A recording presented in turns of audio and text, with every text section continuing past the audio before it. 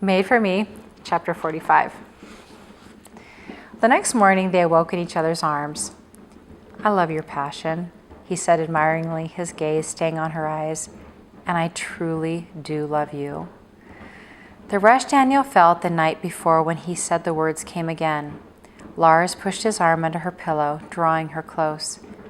"Your remarks on the boat were the lead up to San Moritz, you know." Danielle smiled faintly. She recalled how he looked and smelled at that moment in time.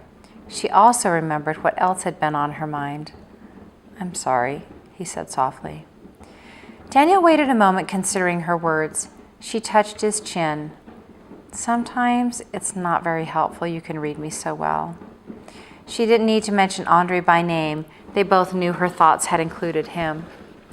"Lars, I can honestly say I was drawn to you literally the first moment I sat down in front of you. You are magnetic to me, a pull that I feel when I am not around you." His eyebrow raised with pleasured curiosity. "You mean you're not attracted to how I look?" Danielle emitted a hearty laugh. "What I mean is I am completely in love with the person and in a state of unadulterated lust with the body." Danielle showed him exactly what she meant. By the time they'd showered, Lars said the sun had been up long enough to make the rock warm. "What does that mean?" "I'm taking you rock climbing." "What?" she squeaked. "But today I'm packing extra food. You eat nonstop." It was true. She thought she probably ate more than most girls over here normally did. 36 hours later, Lars patiently waited for her to unlock the front door to her flat. "Do this again with me next weekend?" She pretended to fall into his chest. "I'm so tired. I think I'm going to spend the entire time in the hot tub." He kissed her neck sensually. "That too." "My numbers are going to be down again," she murmured, closing her eyes. "I consider that acceptable." "I don't." He left her then, and after a long bath, she crawled into bed and called Lonnie. Danielle told her she wasn't going to be able to make it to the restaurant this week. Too much work.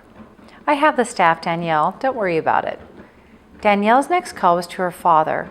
He coughed as he answered, his jagged spurts loud enough to cause her to pull the phone away from her ear.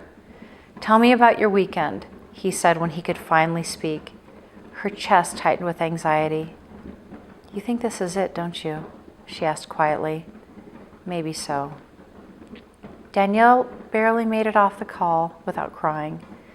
Monday morning she arrived at 4:30 a.m. and immediately opened her screens. Her sleep had been fitful, and at 3 a.m. she gave it up. She figured she might as well be productive. She jotted down figures as she mapped out the numbers and organizations for the week's trade. She was so consumed with the papers, she didn't notice a figure at the door, watching her. The knock startled her. "You're here early," Lars remarked. He had a lovely smile on his face, the expression of a man in love and well loved. "I couldn't sleep, and I needed to get my numbers back up anyway." Her voice sounded flat even to herself.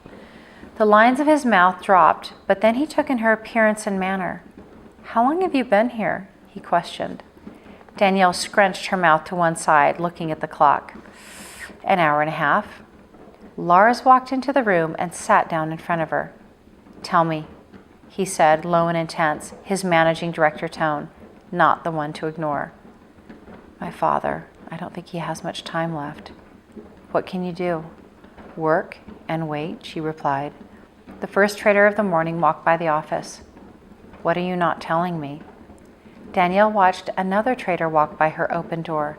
"Not in the office," she said quietly. "Yes, now." They stared at one another, each waiting for the other to break first. She pressed her lips together, frustrated at the knowledge that here he was the boss and was going to stay as long as he pleased. "I'm afraid." "Naturally," Lars said. "You think you will be alone, but you won't be. I'll be with you." Then he altered his tone and manner completely. "Tonight, 6:30. "Talk to you then," she said. "No, I'll pick you up then. You shouldn't be home alone tonight." His eyes held hers for one penetrating moment, and then he left. Danielle wasn't mentally ready when Lars arrived at her flat, but he didn't care for the chance to dither. He saw she only had her purse, and he told her to go back in and get the overnight toiletries. She didn't argue, gathering her things and letting him carry the bag downstairs. You know, I shouldn't be staying over, she said. I'll end up coming in late. 1 time in 7 months is not going to be noticed by anyone. Ulrich will notice, she replied. Lars rubbed her neck. Ulrich is paid to notice, but that doesn't mean he'll mind if you come in at 10. When we get home, send him an email and tell him you aren't well. It will be a non-issue. She adored the way he said the word home. No more talk of work now. Tell me the details of your father's health, please. Danielle began. He sounded awful last night, and this evening I called the doctor while I was waiting for you. He gives my father a month, 2 at the most. They said nothing as Dominic parked the car and they rode the elevator.